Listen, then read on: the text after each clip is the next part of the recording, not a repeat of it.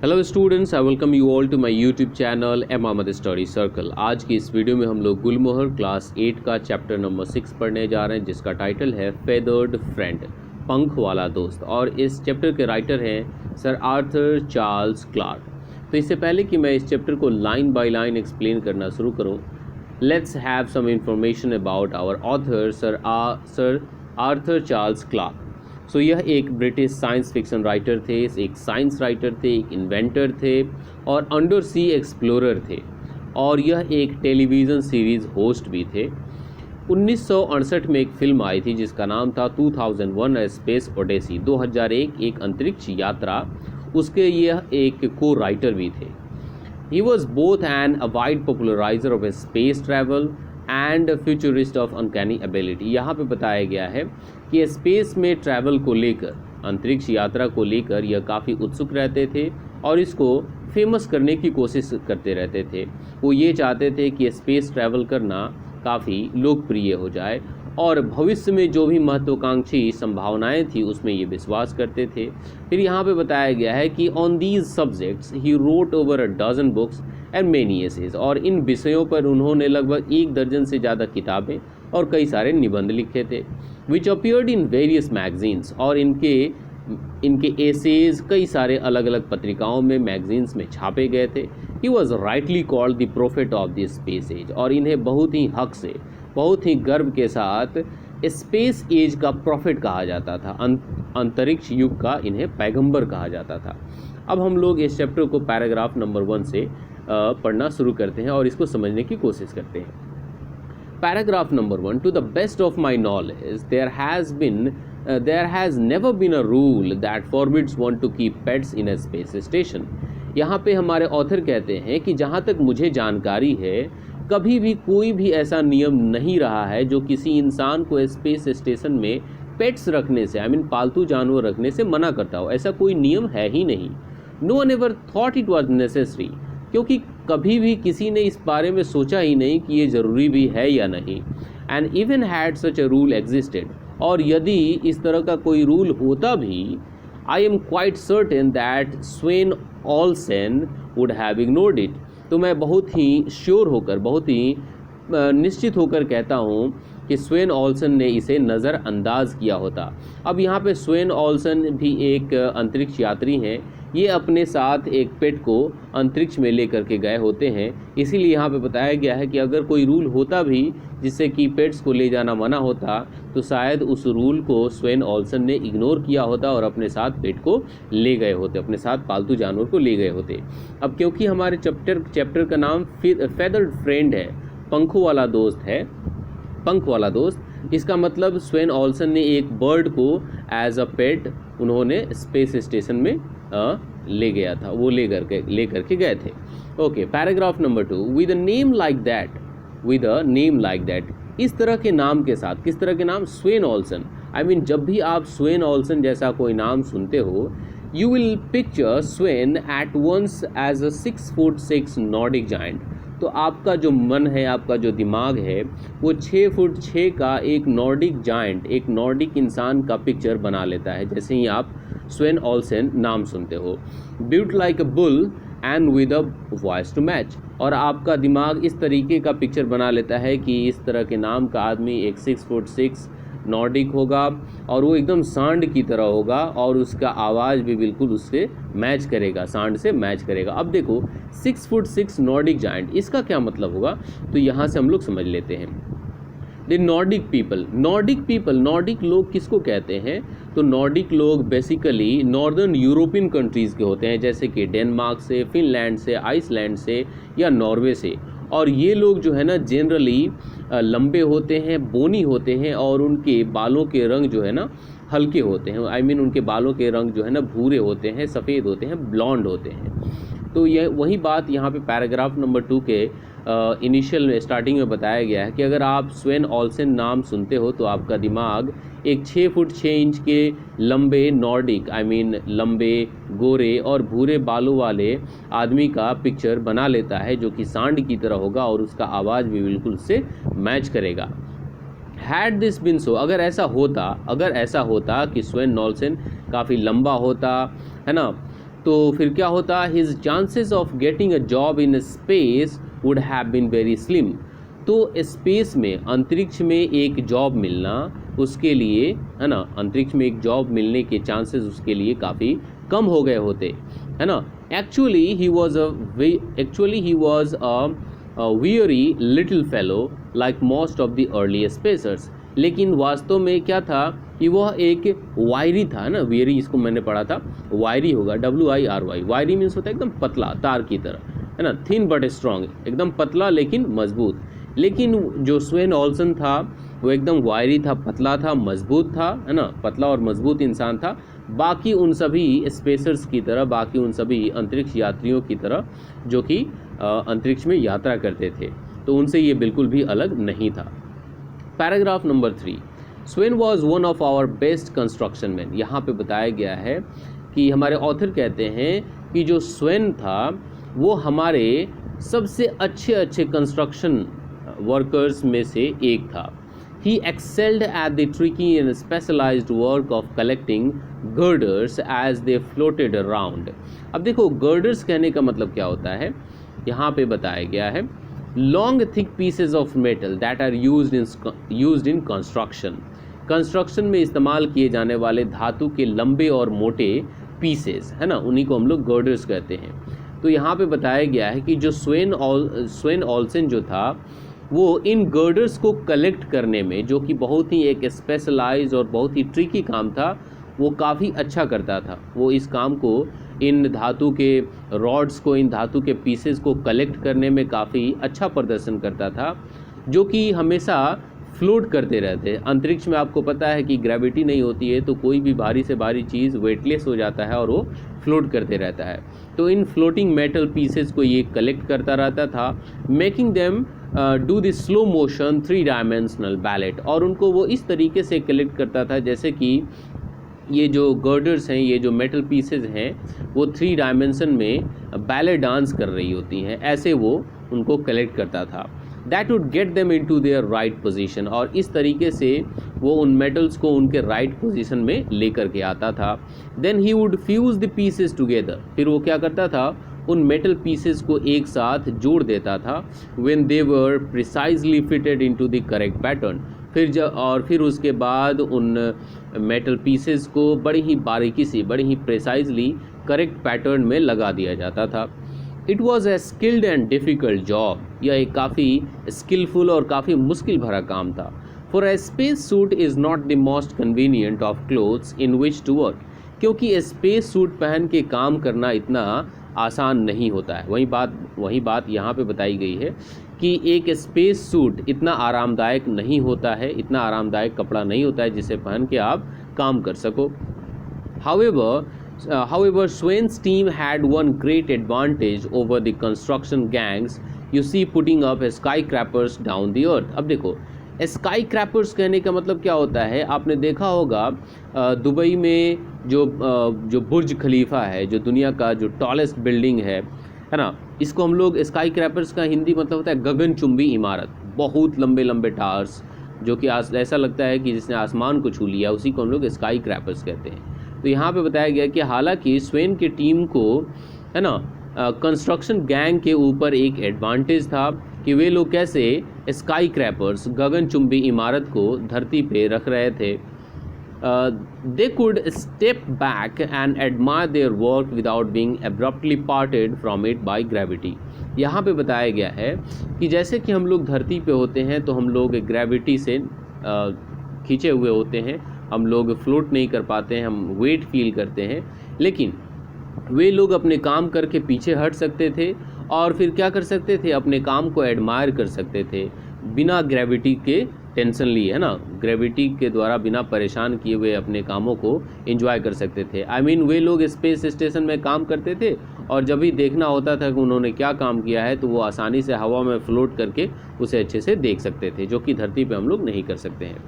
Paragraph number 4, Don't ask me why Sven wanted a pet or why he chose the one he did।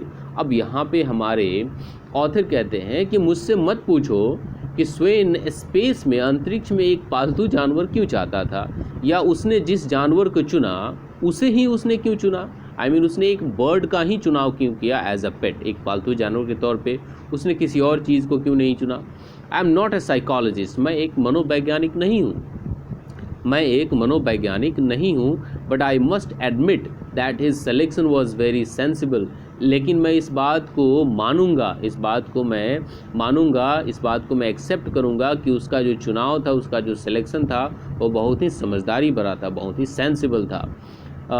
क्लैरिबल wait particularly nothing, अब जो bird है उसका नाम यहाँ पे क्या दिया गया है, क्लैरिबल। बताया गया है कि स्वाभाविक तौर से अगर देखा जाए तो क्लैरिबल का जो वेट होता है वो नथिंग होता है, न के बराबर होता है, वो बहुत ही हल्का बर्ड होता है।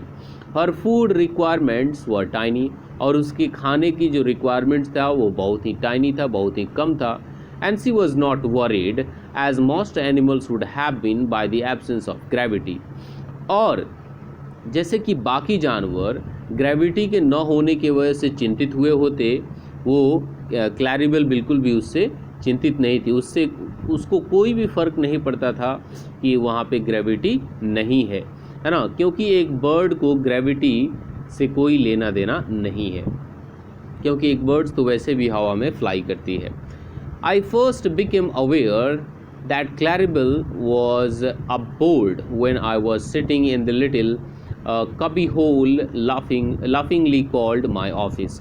अब यहाँ पे हमारे ऑथर कहते हैं कि मुझे पहली बार ये पता चला कि क्लैरिबल उस स्पेस स्टेशन वाले जो स्पेस शटल था उसमें सवार थी, कब, जब मैं अपने कबी होल में बैठा हुआ था, जिसे मैं मजाक में अपना ऑफिस कहता था।